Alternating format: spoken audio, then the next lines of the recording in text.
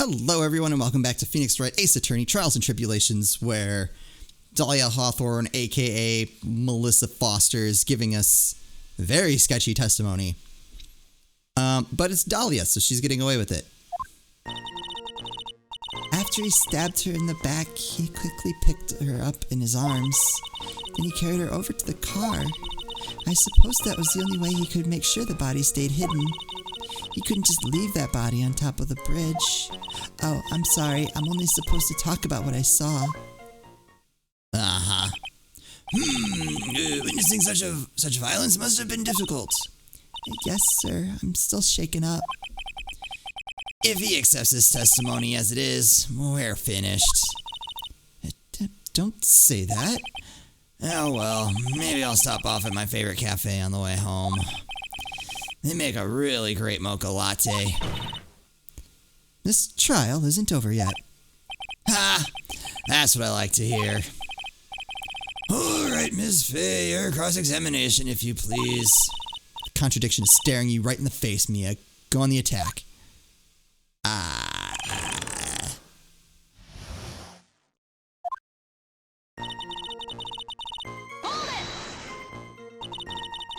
Are you saying the victim didn't fall down on the bridge? Actually, maybe she did fall. Of course she didn't fall down on the bridge. If she had fallen down, this photo wouldn't make any sense.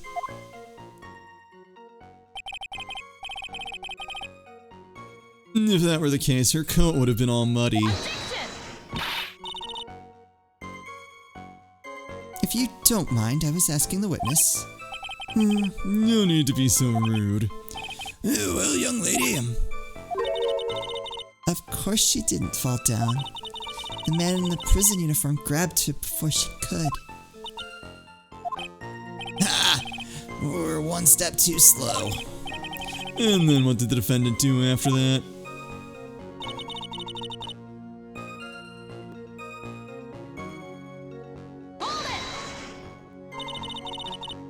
You personally witnessed that? Yes. Did anything strange happen when he did that? Well, I don't know if you'd call it strange or not, but that's when the victim's scarf fell off. You mean the scarf? Her words match what we found at the scene. I don't see any problem.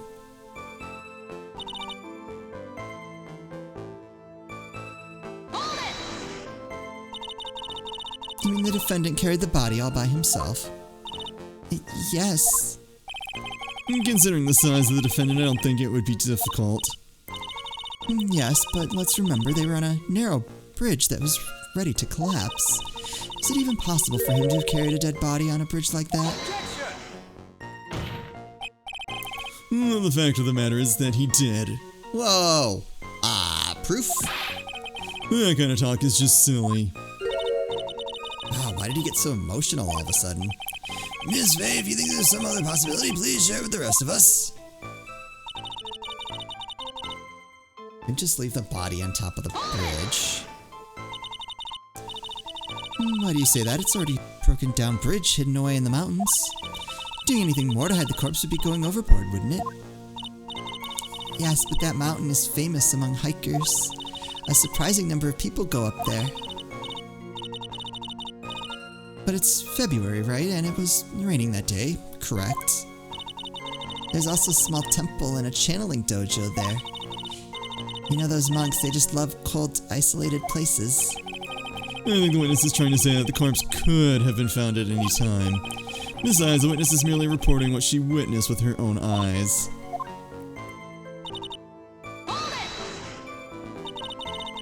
And you're absolutely certain it was my client who was carrying the body? Well, he was wearing a prisoner's uniform, but as for his face... So you're saying you didn't get a clear look at his face? Well, they were far away and it was raining as well.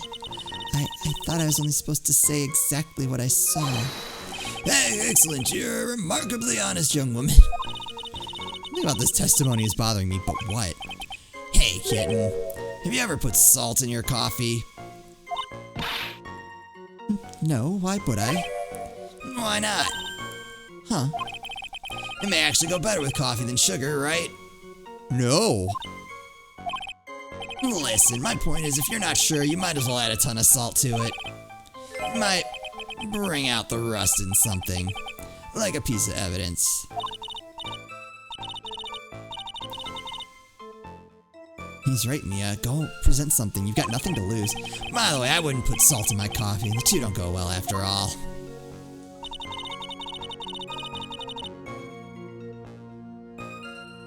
Never done that, but I did have a friend who put mustard on popcorn once, by mistake.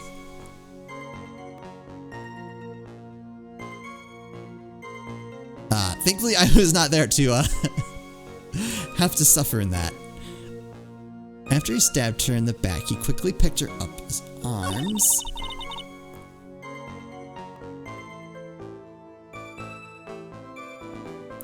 Question of the day. Have you ever put like the wrong like condiment or sauce or anything on food, and what was it and how did it turn out? I suppose that was the only way he could make sure the body stayed hidden. He couldn't just leave the body on top of the bridge. Something about the testimony's bothering me, but what? Okay. So we're at present time. But what? What would we present? There is one thing that bothers me in this map. From where she supposedly was, how would she see? I could see her seeing Falls pick up Hawthorne and starting to walk back. But as far as like actually seeing him carry her to the car, I don't see how that's possible with the giant freaking cliff in the way.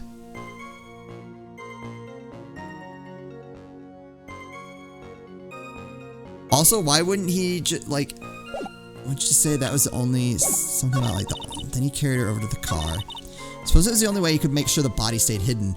There is like so much wrong there. I don't even know like what to present. Like, one, he could have just, you know, tossed the body out and then he's not carrying it. Like, what would that have mattered?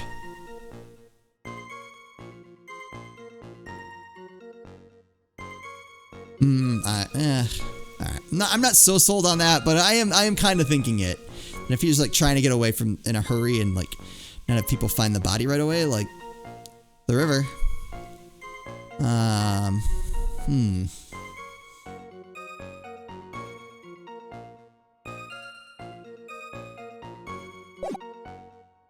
want to present that here?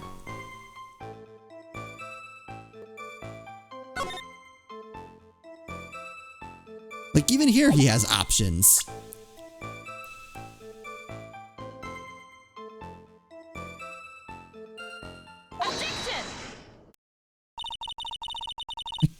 Killer not wanting his victim to be found, I can understand that. However, the idea of moving the body for that purpose is clearly odd. There's a much easier way to make sure the body wasn't found.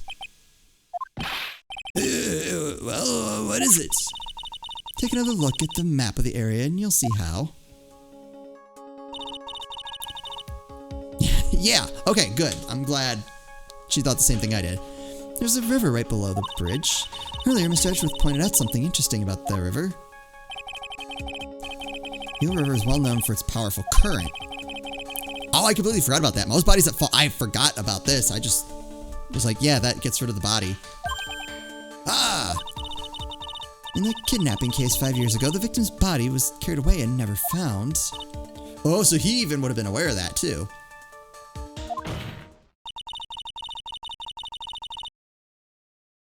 If 10 murders were to occur at the same spot above the Eagle River, you can bet your boots that every other killer would have tossed the body in the water. Yeah. Order, order, order. I'm not sure if I care for the way you put that, Miss Fay. But I must admit it does seem odd not to have thrown the body into the river. Well, Mr. Edgeworth. How sad. Perhaps Miss Fay would do well to try taking a dip in the river herself. After all, you claim to be such an expert in the ways of nature. What? Nuh-uh. What are you talking about? My point is that no matter how odd you may find the killer's method of body disposal, the fact is that this is what the killer did. None of your arguments have anything to do with what the witness saw. That is quite true. Miss Fay, it seems that your assertion is without merit after all. What the witness claims to have seen is totally ridiculous. Surely you can't deny that the body was found in the trunk of the car. That's certainly consistent with what the witness told us. Please, witness, go on with your testimony. I'll try. All you have to do is tell us only what you saw.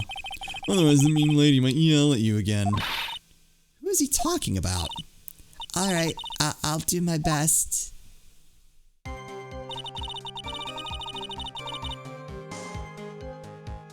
Now, back to this again. So that got us nothing.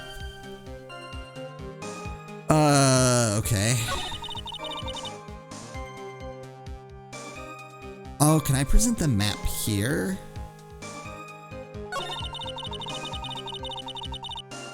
Oh, wait, what? Okay, this is new. The killer broke into the trunk of the stolen car and hid the body in there. What did the man do then? Well, naturally he got in the car and was about to flee. That's when I came to my senses. I said to myself, you have to call the police. So that's when you called the police. You're sure that you saw all that with your own eyes? Yes, I'm 100% certain. Nope. Alright, going back around. I got this. It's my other point. Stop.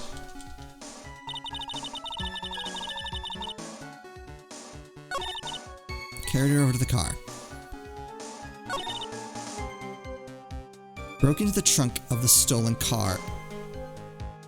How would you know any of that, actually?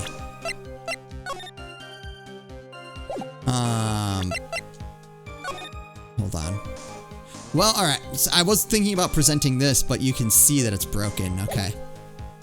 But she shouldn't have been able... Am I really gonna do, like, the same piece of evidence, what, like, 3 times in a row?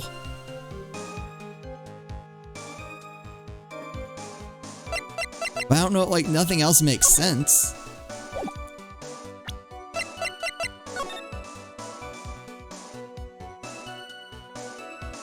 Also, I'm trying to figure out if his hands are bound.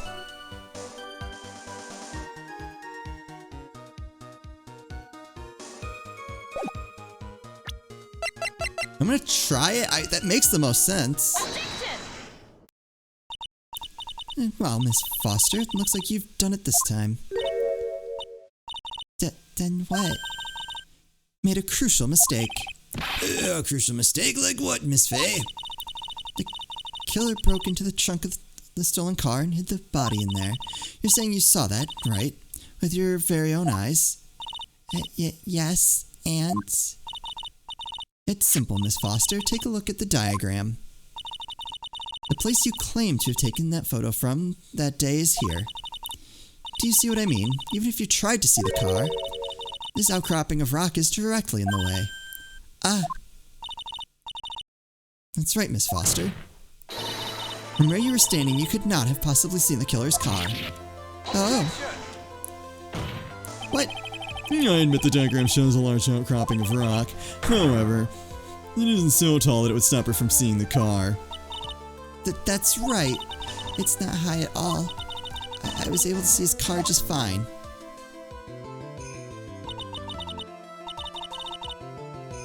I'm so sorry, but that just doesn't wash. I believe it was the witness who presented this as evidence to the court, yes? This is the location that the photo was taken from. Your own photo tells the whole story. You can clearly see the left side of the bridge, but the outcropping that is being referred to is really more like a cliff. Ah! So Edgeworth lied. Your view should have been completely cut off by this cliff, but you still claim to have been able to see the killer's car.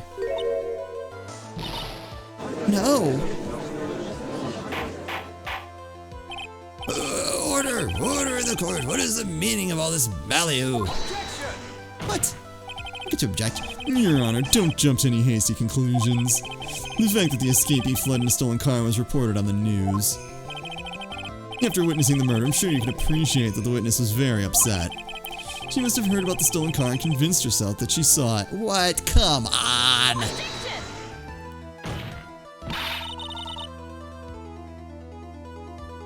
But she was repeatedly warned before starting her testimony. She was told to testify only about what she saw with her own eyes. Oh! Mr. Judge? What is it? I think I must have remembered things wrong. Hey, wait a minute. You can't just say that. Miss Faye, no one on the face of the planet is perfect. Yes, indeed. Quite true. You know what they say. To err is human, to forgive divine.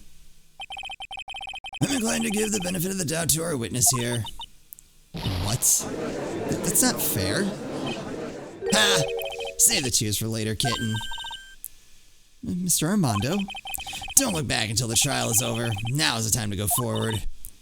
But that wasn't fair. Okay, kitten, you need to relax. Then you need to remember the other kitten's testimony.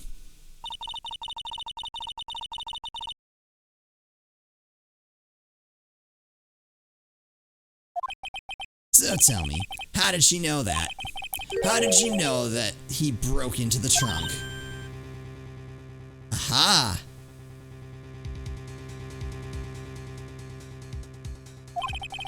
Well, Miss Foster, until you can explain how you knew that, you're gonna have a lot of very suspicious people on this side of the courtroom.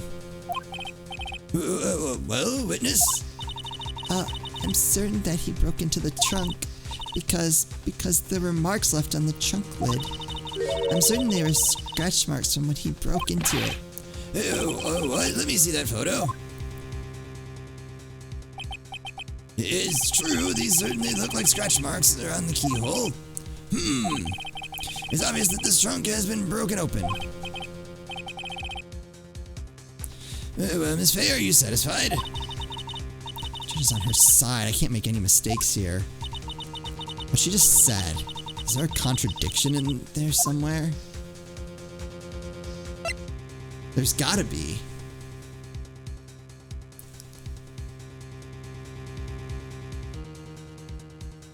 Because, yeah, how would she know about the scratches? But I also feel like I'm not going to buy it.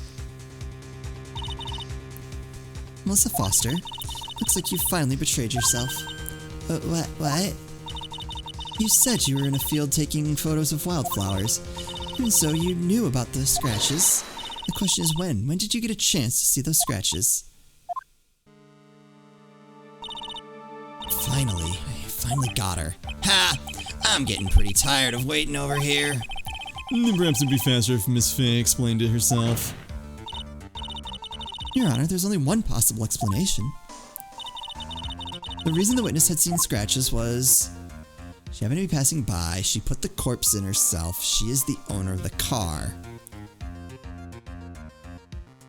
Well, no, we know it wasn't her car. Put the corpse in herself. Why? I don't know why.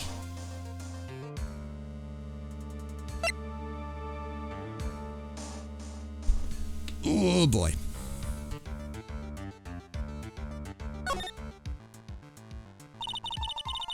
There's only one way that the witness had the chance to see those scratches. Yes, what is it? Naturally, when she opened the trunk and stuffed the corpse in herself. The person who really hid the body in the trunk of that car was Melissa Foster. It was you that did it, wasn't it? That's ridiculous. I could never. It was the man in the prison garb. He's the one that... I don't think so, Miss Foster. If Mr. Falls had been the one to put the corpse in the trunk, he would have simply used the car key. There was no need to break it open. But he stole the car. He stole it from a young couple that had been waiting at a red light, which means that the key would still have been in the ignition. Oh, I see. Thank you for telling us about the scratches, Miss Foster. Without that, we never would have uncovered the truth. But it couldn't have been Mr. Falls that put the body in the trunk. No! Preposterous. To even suggest that the witness put the body in there. If that were true, then how do you explain the photo that she took? The corpse could only have been put in the trunk when the incident occurred. You already know at the time she was taking photographs. Now's your chance, Mia. Finish this thing. On the contrary, I'm not so certain about that anymore, Mr. Edgeworth. There's no need to think too deeply about it. Shh. What I'm saying is the shutter for this may not have been pushed. Oh! She set up her camera over there. Has a timer function. Yep. Got it. Let's take another look at this camera and see what features it has, shall we? There's a timer built into it, even a mini tripod. Why, it's almost as if she had brought this camera just to take this picture. What are you trying to say then, Miss Faye? That when the crime occurred, Miss Foster wasn't in the field as she claimed? Well, she really did use the camera's auto timer. And the answer is yes, she was somewhere else.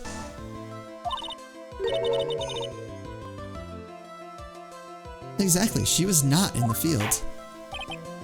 Will the defense please explain further? Oh, listen, this is a crucial point. Where was Miss Foster when the incident occurred? And answering that question will also make clear Miss Foster's true identity. Well then, please answer this question.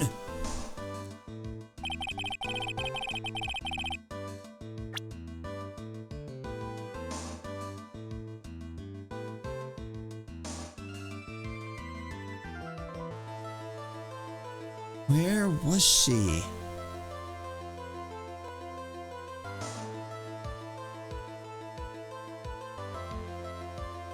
No.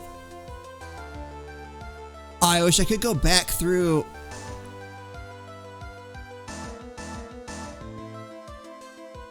Oh, I wish I could go back through my evidence right now. I think I have an idea. I'm gonna go with it. I don't have any other thoughts. Huh? Naturally, the witness is right here. But that's... You can't see her face. That's where the victim, Miss Hawthorne, was standing. Order, order, order, Miss Faye, what on earth? Your Honor, if I may. After parting with the victim on the bridge, the defendant fled by car.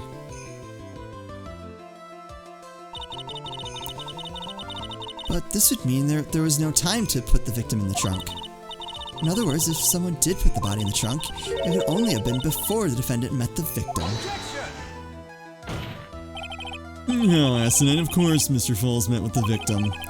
The only person with the opportunity to have put the victim in the trunk is the same man that killed her, Terry Falls.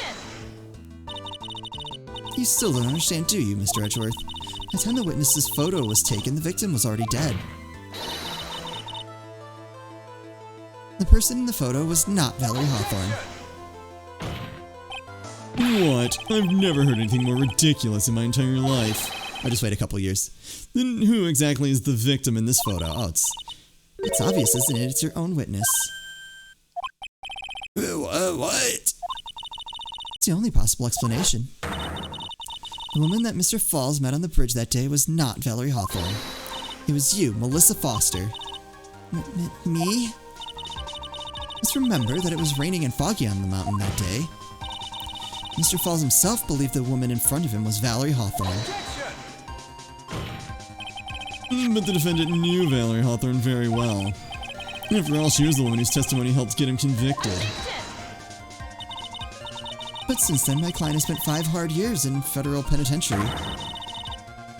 He couldn't remember exactly what she looked like anymore. You're just making this up as you go. Where's your proof? Oh, I got it. I've got it all right here. This is the piece of evidence that'll blow this case wide open. Got it. At the time of the incident, Mr. Falls had forgotten what Valerie Hawthorne looked like. Right? Wear white scarf for identification.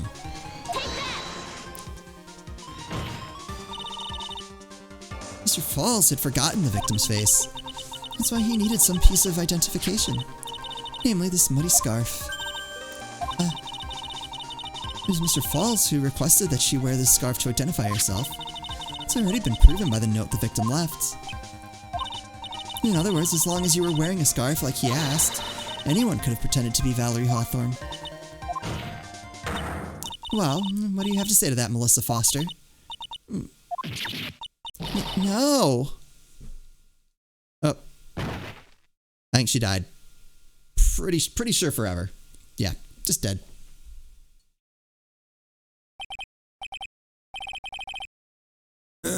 Where's Miss Foster? She's collecting herself in the lobby. It's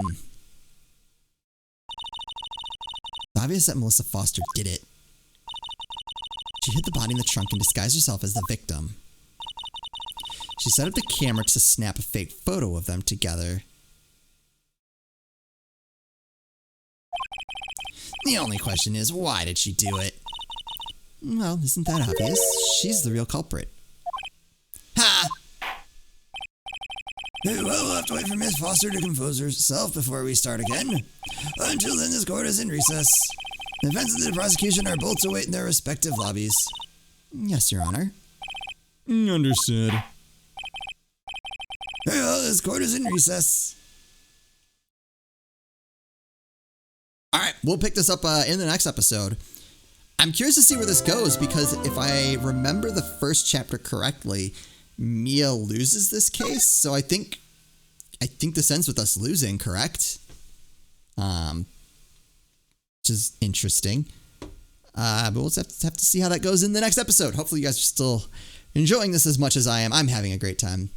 As always, thank you all so much for watching, and I'll see you next time.